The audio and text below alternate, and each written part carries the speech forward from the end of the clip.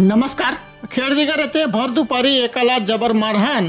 खेतिया प्राथमिक आरोग्य केंद्राचे डॉक्टरांनी केले त्याला मयत घोषित। मसावत प्राथमिक आरोग्य केंद्रात शवविच्छेदनाची प्रक्रिया सुरू। नंदुरबार जिल्ह्यातील मसावत पोलीस ठाणे हद्दीतील खेडदिगर येथे आज दुपारी एका इसमाला जबर मारहाण केल्याची घटना घडली आहे। खेडदिगर येथे आज नाका परिसरात भर दुपारी एका 60 ते 65 वयाच्या इसमाला जबर मारहाण करत जखमी केले आहे। या घटनेची माहिती कुटुंबियांना मिळताच कुटुंबियांनी सदर इसमाला लागलीच खेतिया येथील प्राथमिक आरोग्य केंद्रात घेऊन गेले। त्यात त्याला डॉक्टरांनी तपासून मयत घोषित केले। यातून त्या इसमाच्या रुग्णालयात घेऊन जात असताना मृत्यू झाल्याची दुर्दैवी घटना घडली।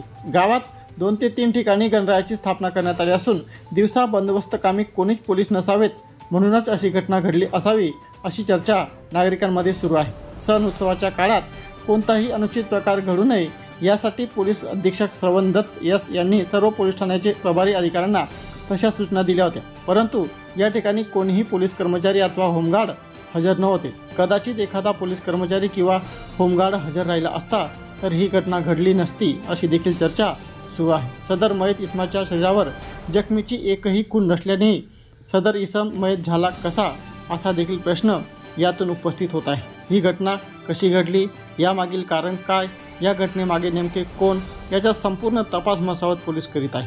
आता सदर इसमावर प्राथमिक आरोग्य केंद्र मसावत या ठिकाणी शवविच्छेदनाची प्रक्रिया सुरू आहे। यानंतर डॉक्टरांचा संपूर्ण अहवाल तपासल्यानंतर संबंधितांवर गुन्हा दाखल करण्याची प्रक्रिया सुरू होईल। सातपुरा न्यूजसाठी नितीन सावडे, शहादा।